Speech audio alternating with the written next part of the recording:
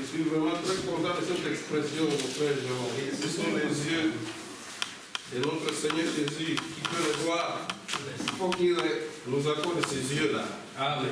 Et ce sont ceux-là qui ont rempli des célestes amours, qui vont le voir même aujourd'hui. Mais si c'est un amour terrestre, vous ne le verrez pas. Donc ça va vous gêner. Vous allez faire tout pour que vraiment l'équipe se termine très vite. Parce que vous n'avez pas l'amour céleste en vous.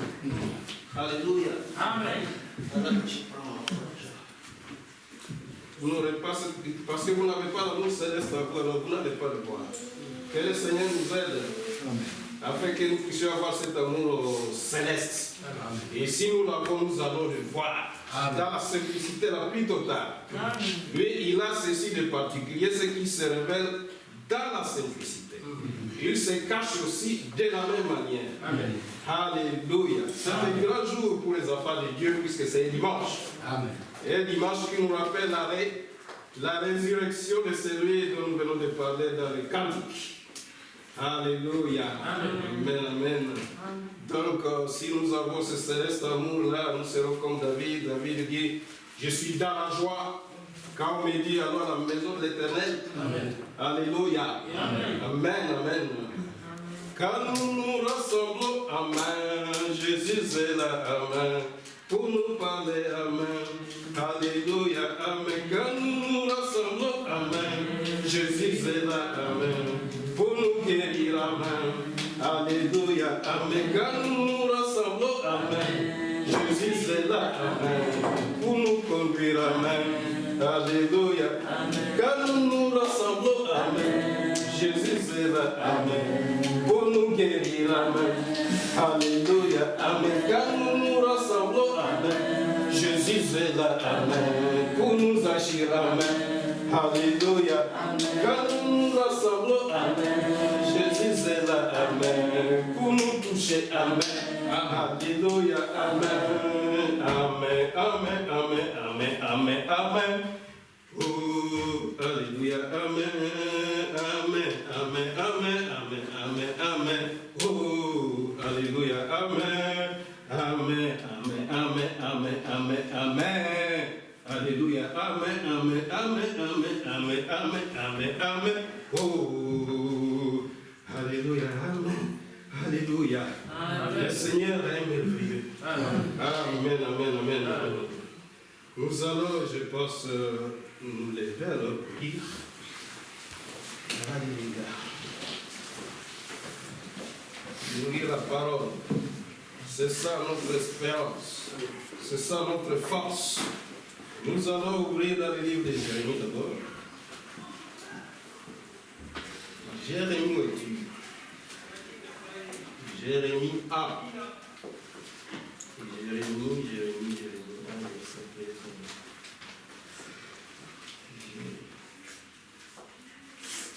C'est le tout premier. Il était encore au début. Il se cherchait pour être témoin. Voilà, Jérémie 1 à partir du verset 4. Je vais lire. Nous y sommes.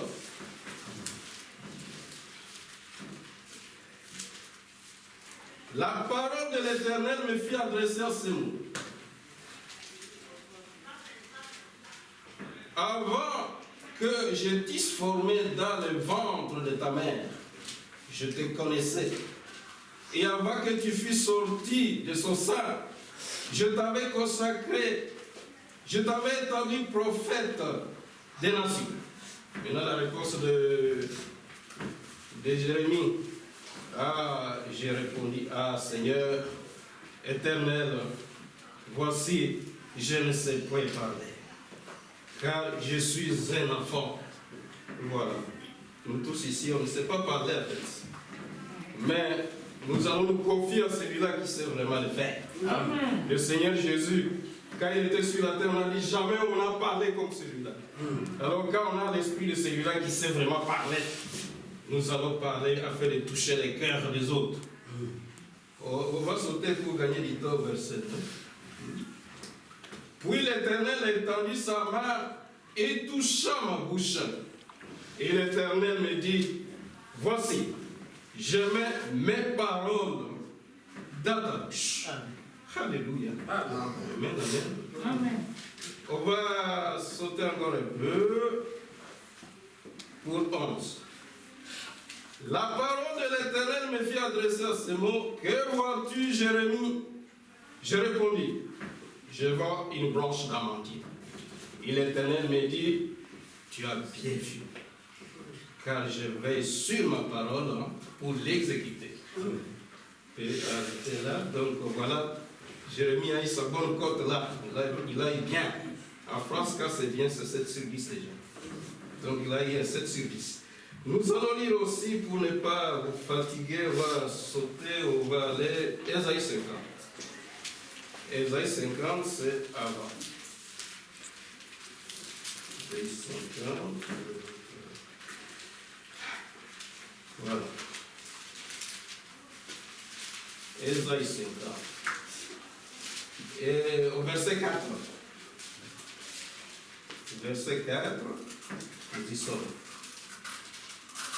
Le Seigneur, l'Éternel, m'a donné une langue exercée pour que je sache soutenir par la parole celui qui est abattu. Il éveille chaque matin, il éveille mon oreille pour que j'écoute comme qui? Comme écoute les disciples. Vous voyez pourquoi le Seigneur exerce nos langues, nos oreilles?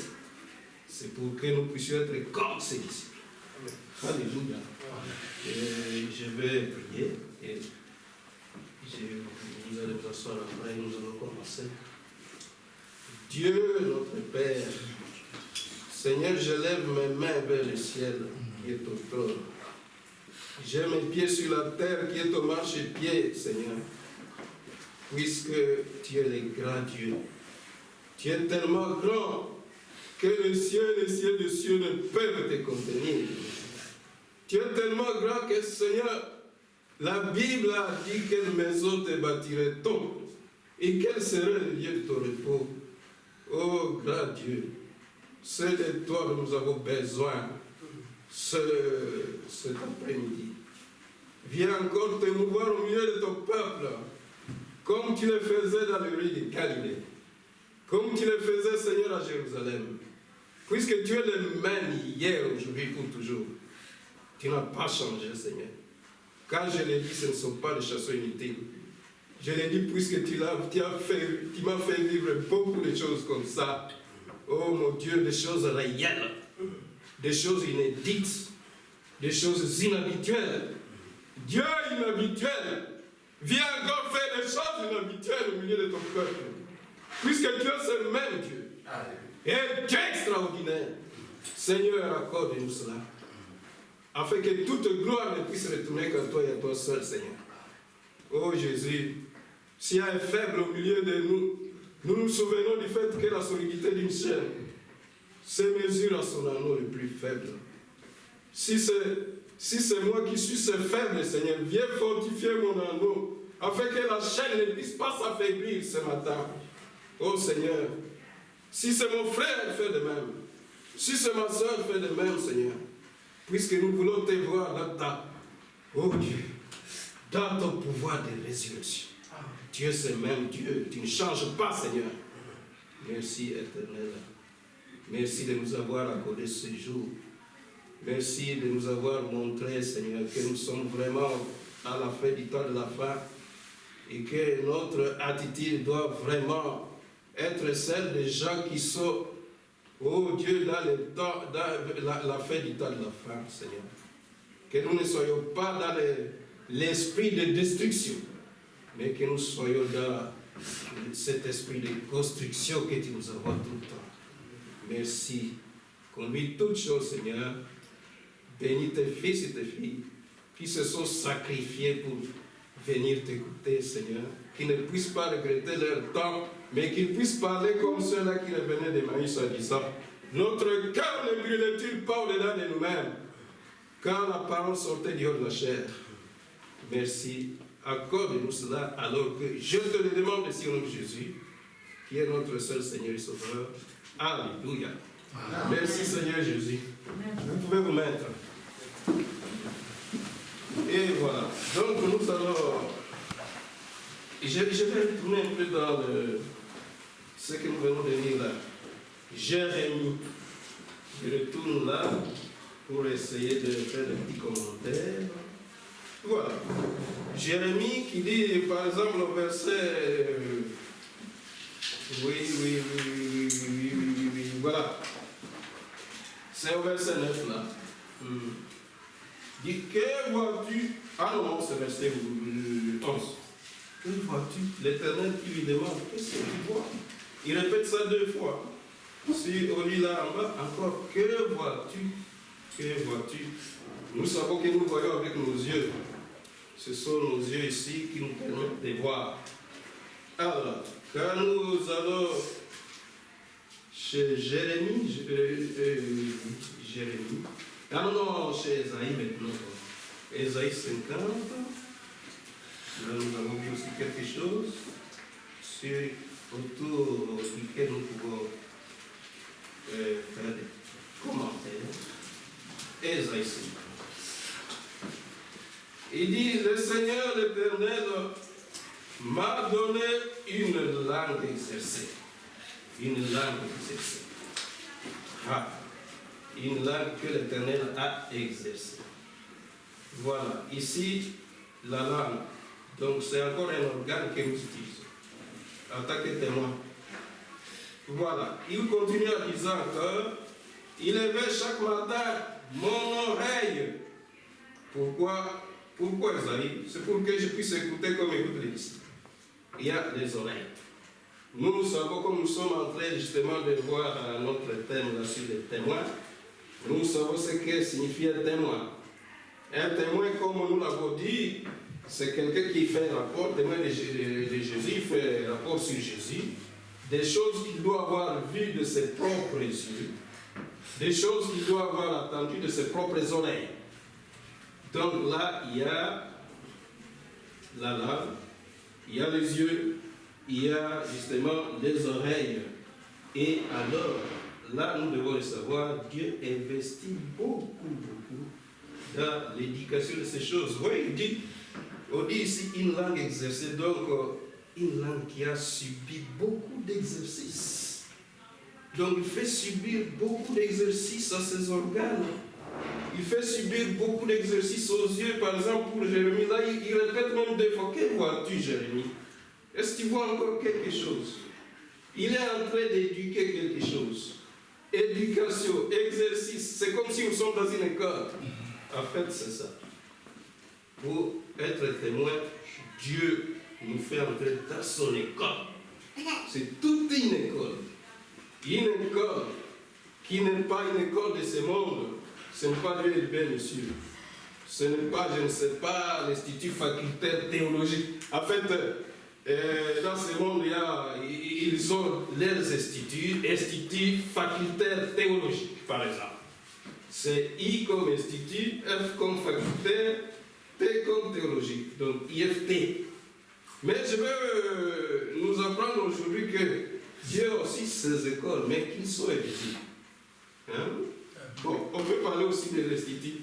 Institut facultaire, I, F, mais il y a une lettre qui est différente des instituts de ce nom. I, F, G. Alors, Institut facultaire, les G là, qui peut trouver ces G? Frère Kimon en avait, je parlais ici. Tu peux trouver les G, c'est quoi? C'est l'initiale de quel mot? Bon, c'est moi qui invente des choses, c'est pour vous taquiner en fait. Je suis trouvé, je ne sais pas. G. Jésus? Non, c'est G, pas J. Grâce. Non. Les frères maintenant, on n'en fait pas. Généalogie. C'est Généalogie. Généalogie. Qui a dit ça? C'est l'Institut facultaire de généalogie. Est-ce que vous avez déjà vu ça dans ce monde ici? Il n'y en a pas. Les choses de Dieu sont invisibles aux gens de ce monde. C'est ça l'école de Dieu. C'est la généalogie. genou, il y a le genou là-bas. Donc c'est une science que nous trouvons par le fait d'avoir été longtemps sur nos genoux. Et c'est ça, c'est là où il nous apprend des choses. Des choses que les gens de ce monde ne peuvent pas comprendre. Des choses qui ne sont pas descendues dans le cœur des humains. Des choses qu'il a mises en réserve pour ceux-là qu'il a connus dès avant la fondation du monde. Les frères maintenant, on parle de généalogie je restaurerai au paragraphe 42. Je restaurerai une prédication prêchée le 9, 8, 54, 1964. Nous avons besoin de la généalogie, de la généalogie, plutôt que de la théologie. Il en parle encore dans une brochure intitulée Les conférences, le 8, 6, 1963, paragraphe 161. Nous n'entrons pas dans l'église par la théologie, mais par la généalogie. Voilà.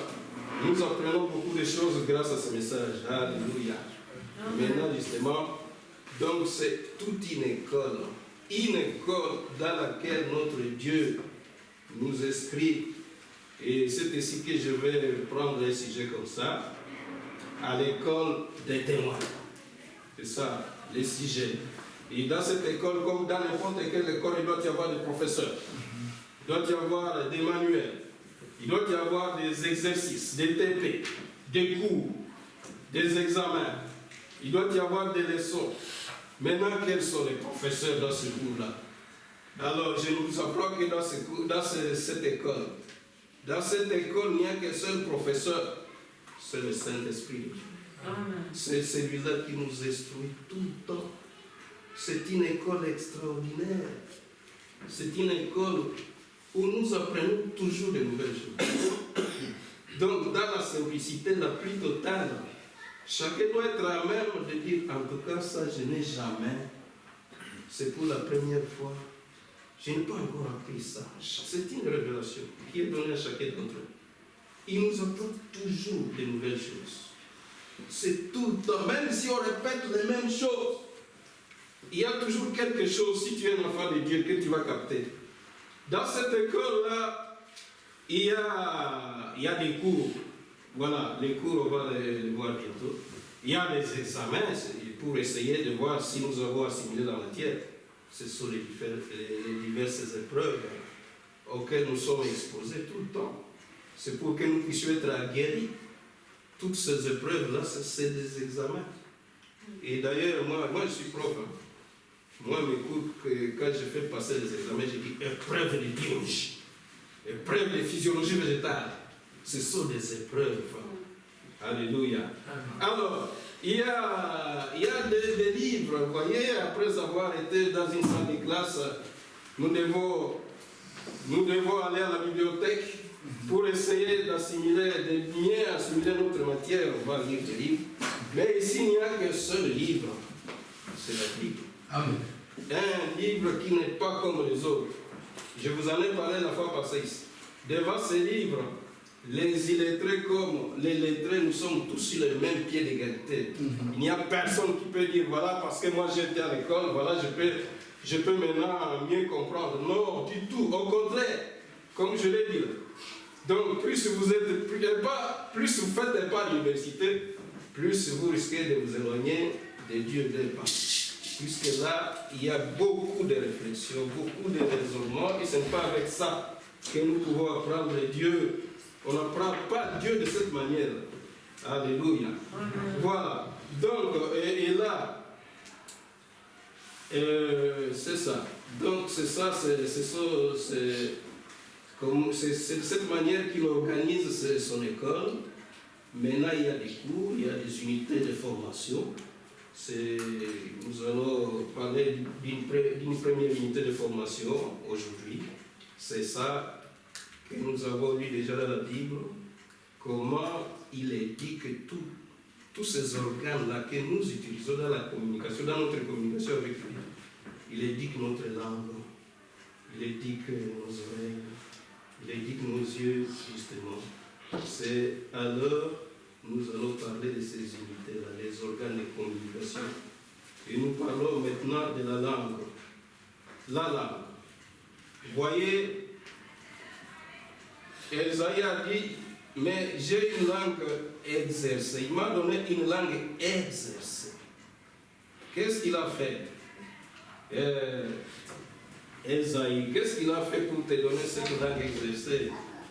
Nous nous souvenons de ce même Esaïe, avant qu'il ne soit vraiment témoin quand il commençait avec son ministère. Voilà. Qu'est-ce qu'il a fait pour qu'il ait cette langue-là? Il s'est retrouvé au temple, sans doute pour prier. Il était là. Nous n'avons pas beaucoup de temps pour lire tout ça. Mais là, comme il était justement dans l'école de la généalogie, il était seul avec Dieu, il y a des choses qu'il a vues. Et dans la présence de l'Éternel, voilà, parce que le Saint-Esprit, quand il vient là, il te convainc du péché. Aussi longtemps que tu n'es pas convaincu de ce péché-là qui t'avène très facilement, il faut te demander si le Saint-Esprit est en train d'agir en toi. Mais dans sa présence, il a convaincu Esaïe, il dit, mais Esaïe, tel que tu es là, tu es un homme aux lèvres impures. Tu es un homme aux lèvres impures.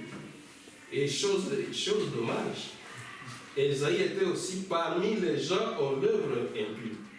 Donc lui, en tant que prophète, il n'avait même pas le courage de dire à ses voisins-là, il dit, mais voilà, il faut vous séparer de cette impureté-là. En fait, c'est quand nous avons les mêmes faiblesses que les mondains, on ne saura pas être témoin, bien sûr. Car nous sommes tous dans les mêmes plaisanteries avec nos collègues. C'est ça qui va nous faire honte de témoigner de Jésus-Christ. Puisque quand tu vas oser ouvrir ta bouche là, on va dire, mais toi tu blagues aussi avec nous aussi. Tu fais les mêmes plaisanteries. Voilà. C'est pour cette raison vraiment qu'il faut la généalogie. Alors là, dans la généalogie, Esaïe a eu une expérience personnelle avec son Dieu. Hein? Le Seigneur, l'ange de l'Éternel, est allé prendre une pierre ardente qui était toute chaude. Il a touché la bouche d'Esaïe et son iniquité était partie. Voilà ce qu'il nous dit Esaïe. Oh, donc il faut vraiment un contact. Il faut un contact avec le Seigneur pour que nous puissions vraiment utiliser nos langues comme des langues de témoins. Il faut qu'il y ait un contact. Les contacts que nous faisons souvent dans la prière seule avec Dieu. Il faut qu'il y ait sa présence. Il faut qu'il nous parle. Mais avant d'aller un peu plus loin, nous allons un peu nous demander pourquoi Dieu accorde beaucoup d'attention, d'intérêt à notre langue. Pourquoi il accorde beaucoup d'attention vraiment à notre langue? Oui. Ok. Oui, c'est puisque justement, il sait que dans ce monde, il y a des témoins. Il ne veut pas que nous puissions être comme des témoins de ce monde ou des témoins des églises qui sont facilement corrompus. On les corrompt très facilement, même là, justement dans les cours et tribunaux. Les gens qui ont beaucoup d'argent, ils vont corrompre ces témoins pour dire non, il ne faut pas dire ceci. Hein? Donc un témoin humain, il va dire des choses qui ne sont pas dans son cœur. Il n'en est pas ainsi de témoins véritables. Les témoins véritables disent seulement ce que Dieu lui a dit. Amen. Les témoins véritables disent seulement ce qu'il a vu auprès de Dieu. C'est comme Michel, dans les églises dénominationnelles, dans les églises immondes, l'église de la Kabe, là. Il y a quelqu'un qui a vu Michel, mais il faut parler comme les autres prophètes là. Il faut parler comme eux. Il faut dire du bien au roi, même si ce n'est pas correct. Oui, il faut le dire pour que les rois ne puissent pas vous chasser du boulot. Hein. Mais Michel, comme c'était vrai, il m'a dit jamais du tout. Moi, je vais dire seulement ce que l'Éternel m'a dit. C'est ça, véritable. Voilà. Pourquoi en fait Dieu porte beaucoup d'intérêt sur notre langue pour que nous soyons des témoins? C'est puisque Jacques les dit, car l'homme pouvait ouvrir juste Jacques. Jacques parle beaucoup de la langue. Beaucoup alors. Il y a presque tout un chapitre là-dessus. C'est Jacques 3. Nous n'allons pas lire, mais je vais faire des petits commentaires. C'est juste que vous puissiez me suivre. car je suis en train de faire ces commentaires. Nous y sommes.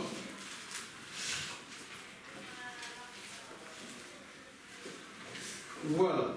Et pourquoi la langue est vraiment quelque chose de très très important que Dieu veut vraiment éduquer de la manière la plus parfaite possible, parce que vous voyez au verset 2, il est dit, en tout cas, si quelqu'un ne branche point à parole, c'est un homme parfait. Vraiment, c'est tous ici. Nous sommes si souvent dans la médisance, si souvent, facilement, dans même les mensonges, pour avoir, par exemple, le séjour ici en Europe. Voilà, on va tromper en disant, voilà, je suis réfugié alors qu'on n'est pas. Tout ça, c'est des mensonges. Et avec ça, nous ne serons pas vraiment de véritables témoins avec tous ces obstacles qui se trouvent encore sur notre langue. Voilà. Et pourquoi faites? Et deuxième chose, c'est que la langue, là on dit, la langue s'invente des grandes choses au verset 5. La langue a des mots souvent, des vantardises. Des vantardises. Il y a toujours un peu de ça dans nous les humains, un peu d'orgueil. Alors que nous savons bel et bien que Dieu résiste aux orgueilleux. Il fait grâce aux humbles. L'orgueilleux, Dieu va lui résister tout le temps. Et chacun sait ce qui est dans son cœur, à ce point-là. Il y a encore, pourquoi la langue? La langue a beaucoup de choses. Au verset 6 là, on nous dit que la langue c'est tout un monde. Un monde, oui. Un monde. Est-ce quel monde là? Est-ce que c'est la Terre? Est-ce que c'est la planète Mars? Non, c'est une planète spéciale. Une planète qu'on appelle le monde de l'iniquité. Iniquité. Un monde très très bizarre. Dans ce monde-là, tout est iniquité. Les voitures qui sont là sont iniquité. Les hommes et les femmes qui sont là sont iniquité. Les entreprises qui sont dans ce monde, c'est iniquité sur iniquité. Vous savez de quoi nous parlons. Alléluia. Amen, amen.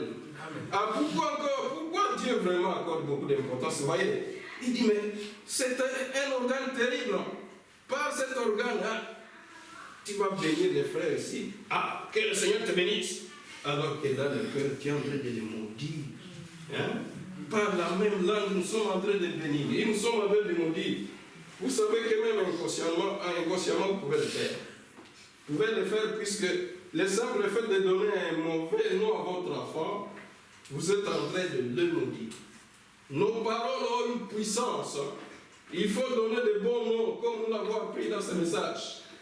Je me souviens du fait que quand je venais de croire là en Bandaka, moi j'écris en Bandaka l'équateur, alors nous étions allés prier pour un enfant d'une sœur là qui était tout le temps malade.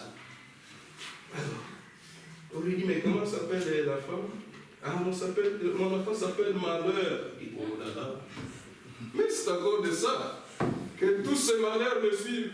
Il s'appelle Makiadi chez le Bakongo. Makiadi signifie les souffrances. Mais il faut enlever tous ces noms inutiles là.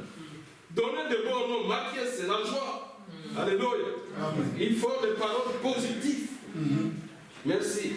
Alors, pourquoi encore la langue, on nous dit au verset 8 là, que personne ne peut le donner. Il a un venin mortel.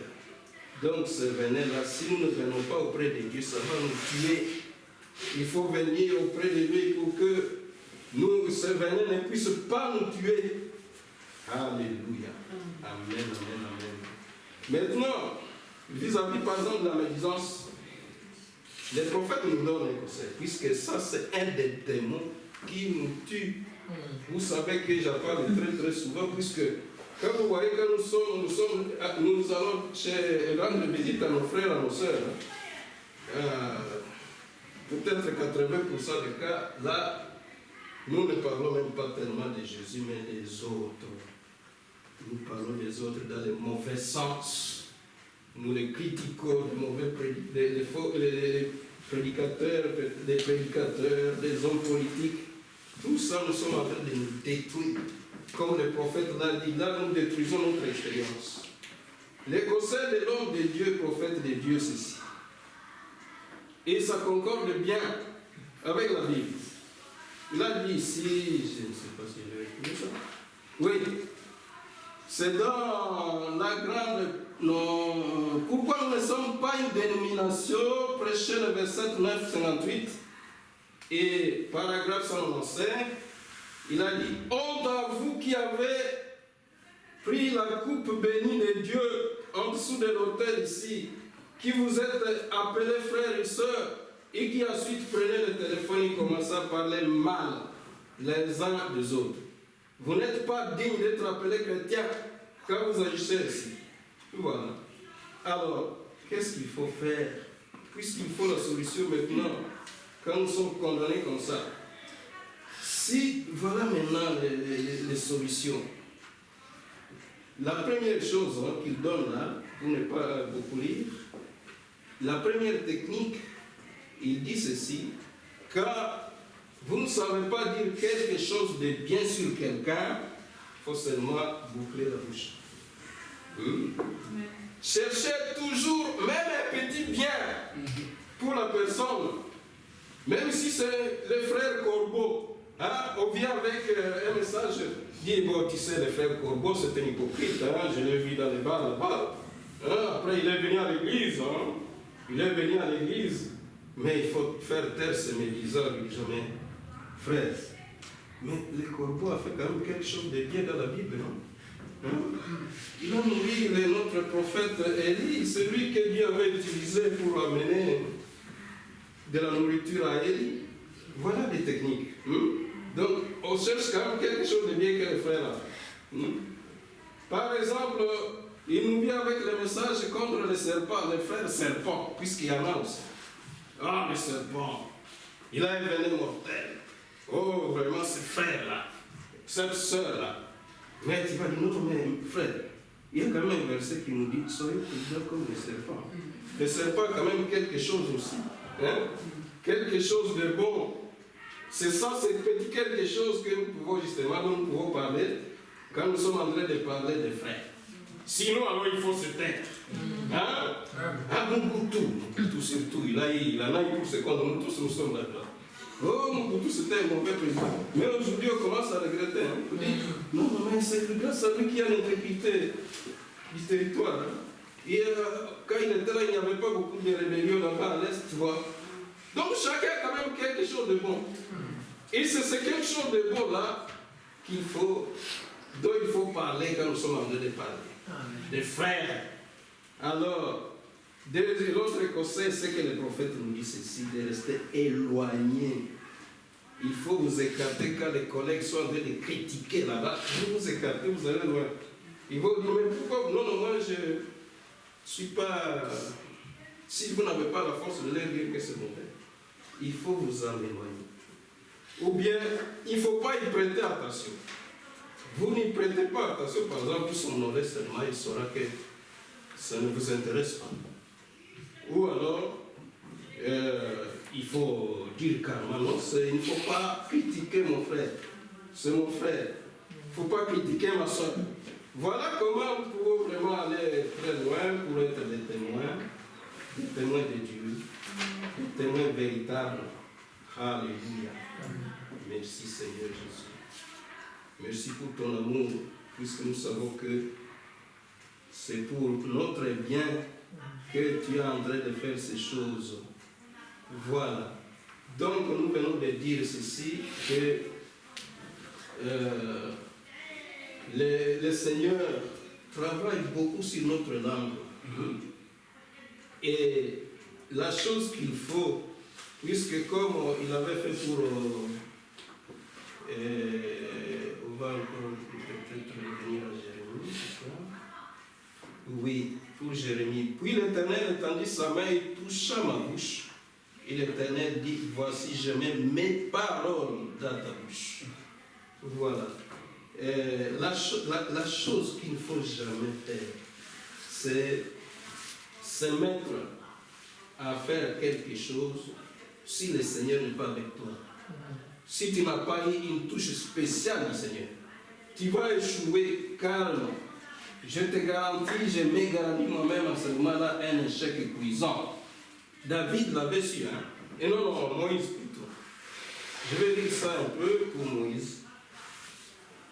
puisque c'est ça justement que le Seigneur fait. Il vient, il se met au milieu de nous pour que nous puissions être des vrais témoins. Il touche notre langue pour que nos langues puissent vraiment n'être utilisées que par lui. Exode 33 au verset 15. Exode 33 verset 15.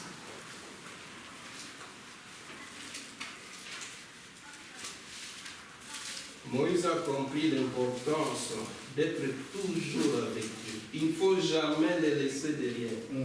Il ne faut pas les laisser devant. Il faut qu'ils soient avec toi, sinon c'est fichu. Voilà.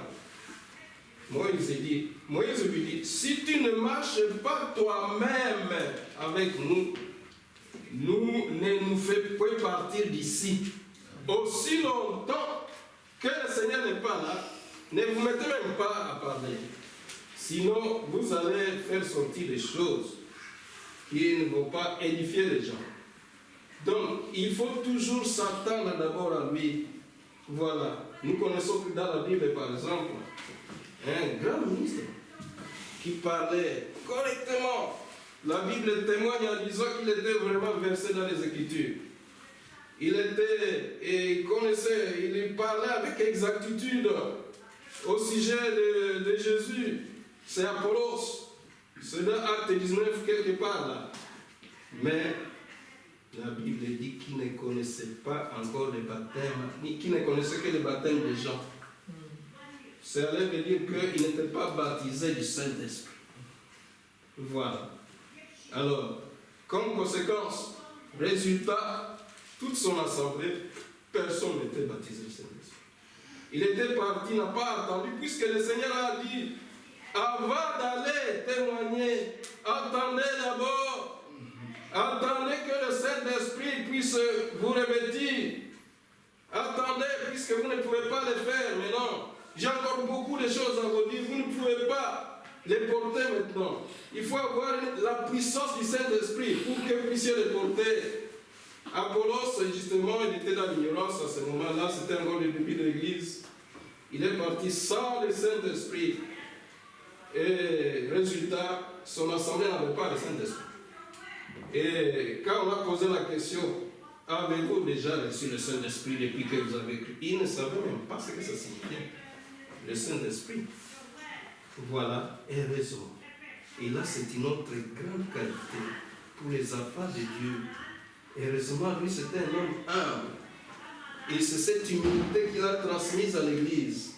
Même ses fidèles, quand on leur a dit non, il faut maintenant un autre baptême, non, ils n'ont pas discuté. Et ils ont accepté. C'est ainsi qu'ils ont eu la chose la plus importante dans l'Église, la chose la plus importante dans la vie chrétienne, le baptême du Saint-Esprit. Mais aujourd'hui, combien pour cette humilité? Oh, n'osez même pas dire à quelqu'un, non, non, est-ce que tu as le Saint-Esprit? Il risque de te boxer à ce moment. N'osez même pas dire, est-ce que tu as un ministère? Ouf, terrible. Mais celui qui l'a, il sera dans la joie pour vous témoigner comment il a eu son ministère, comment il a eu le Saint-Esprit. Ça sera avec joie qu'il va le dire. Voilà.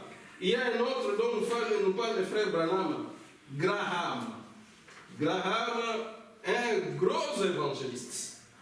Alors, lui, il est allé quelque part là, il a prêché avec force. Il y a eu 30 000 personnes qui ont accepté Jésus comme leur sauveur. 30 000. Hein? Ils ont levé la main. Ah, ça a réjoui les prédicateurs. Hein? Ce n'est pas ça qui doit te réjouir, monsieur, madame. Est-ce que ces 30 000 là ont été convertis? Oui. Pierre, avec tout ce zèle-là, n'était pas encore converti. Un frère très, très zélé, hein, qui avait toujours de bonnes idées, de bonnes décisions. Dis-moi, je ne vais pas t'abandonner, Jésus-Christ. Mais c'était seulement la bouche. C'était seulement un zèle à main. Aussi longtemps qu'il n'avait pas encore le contact avec le Seigneur. Voilà. C'est ce qu'il a régné. Il a régné, heureusement, que c'était quelqu'un qui était avec le Seigneur. Même s'il a régné, il y avait quand même quelques bribes de choses qui montraient qu'il avait été avec Jésus. Puisque quand il disait, non, non, je ne connais pas ce type, je ne connais pas cet homme. Regarde, même ton langage là, même ton langage prouve que tu es de leurs disciples. Quand tu as été dans la présence du Seigneur, il y a quelque chose que tu vas obtenir. On va te reconnaître pour avoir été avec Jésus, obligatoire. Dans ton langage, il n'y aura plus d'enzèle.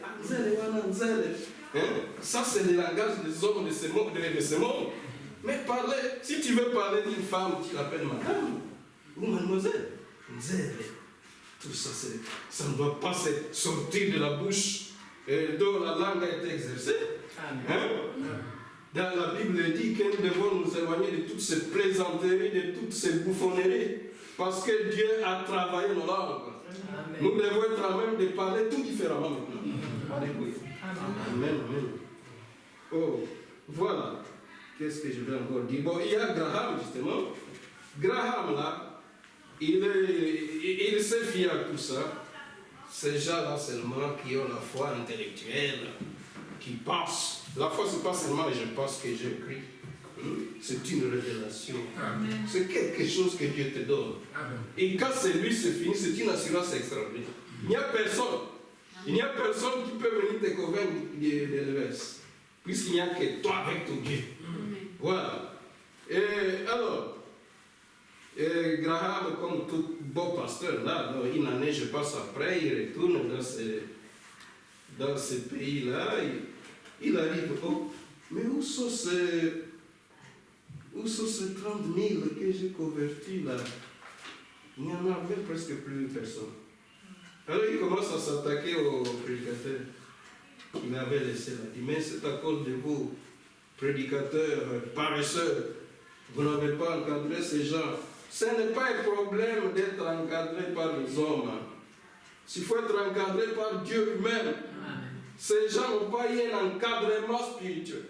Ils n'ont pas eu un encadrement par le Saint-Esprit, qui est le prof, pas comme les autres. Alléluia. Amen. Amen, amen. Alors, Frère Branham d'ailleurs lui a répondu dans un Billy Graham. Mais du temps de Paul, là, Paul n'avait pas toute cette foule de gens qui vous trompent. Ah, moi j'écris aussi, j'écris. Mais la foi, ce n'est pas parce que tu l'as dit. La foi, c'est quelque chose qui est là, Amen. Qui est dans ton cœur. Voilà. Il dit, mais du temps de frère de Paul, là, quel est ce prédicateur qui allait encadrer ces gens? Lui, il s'est cassé le méninge, il s'est cassé pour que la seule personne, lui, quand il évangélisait, il n'y avait peut-être qu'une seule personne. Maintenant, il faisait tout, il investissait tout ce qu'il pouvait dans cette personne pour que la personne puisse être baptisée du Saint-Esprit. Amen. Alors, quand la personne est baptisée du Saint-Esprit, il pouvait partir. Amen. Il était tranquille. Alors, quand il revenait une année après, ah, frère X, où es-tu? Ah, mais voici ici, frère Paul. Ah, mais où sont ces gens-là? D'où viennent-ils? Ce sont les gens qui ont cru dans mon ministère. Amen. Voilà. Donc, parce qu'il a eu la sémence, alors il a pu transmettre. Il a pu se reproduire. Ça sera, on ne peut pas. Alléluia. Amen, amen. Nous allons aller un peu plus vite alors. Donc là, c'est la langue. La langue, Dieu y accorde beaucoup d'attention. Puisque la langue, c'est quelque chose de très important pour être témoin. Il veut faire de nous de véritables témoins. Des témoins dans ce monde difficile. Un monde qui est fait plus pour le péché que pour la vie chrétienne. Voilà. Ok. Nous allons parler maintenant du deuxième organe. Après, parce que nous avons vu dans ce que nous avons lu, nous avons vu qu'il indique beaucoup aussi notre vue, puisqu'il peut nous montrer des choses. Il nous montre beaucoup de choses. Il y a plein de messages. Tout ce que nous voyons, quand nous sortons ici, tout ce que nous voyons là, c'est des messages. Encore faudra-t-il que nous puissions comprendre qu'est-ce que Dieu veut nous dire? Pourquoi Dieu permet que je puisse voir cette personne, je puisse voir que c'est la situation qui se présentait comme ça. Plein de messages. Alors, voilà. Et chose spéciale, comment il éduque les yeux. Voilà, je vais encore revenir un peu dans ce Jérémie-là. Donc, il dit, Jérémie, qu'est-ce que tu vois? Je vois une branche d'amandier. Après, il interprète ça, il dit, mais tu as bien vu, quand je vais sur ma parole pour l'exécuter. Après, la parole de l'Éternel me fit adresser une seconde fois à ces mots. Que vois-tu? J'ai répondu, je vois une chaudière brûlante du côté de Septentrion. Et l'Éternel me dit, c'est du Septentrion que la calamité se répandra sur tous les habitants du pays. Septentrion, c'est quel point cardinal? Non, parmi Est, Nord, Sud, Est, Ouest. Quand oui, Septentrion. C'est le Sud, est-ce que c'est le Nord, c'est le... Sud. On a oublié notre géographie. Septentrion, c'est le Nord. Oui, le Sud, c'est méridional. Quand on dit méridional, c'est le Sud. Et vous voyez, ça nous dit quelque chose aujourd'hui. Il y a les rois du Nord. La calamité viendra de là. Les rois du Nord est en train de faire sortir ses griffes. Nous savons ce que c'est. Et c'est que ça va bientôt être. Comme notre bien-aimé frère Jean-Marie nous a fait chanter ici. Nous savons que bientôt c'est la fin. La fin de toutes choses est proche. Alléluia. Alors, le conseil que la Bible nous donne, c'est soyez sobres et sages pour vaquer à quoi? À nos occupations là de foot. Il faut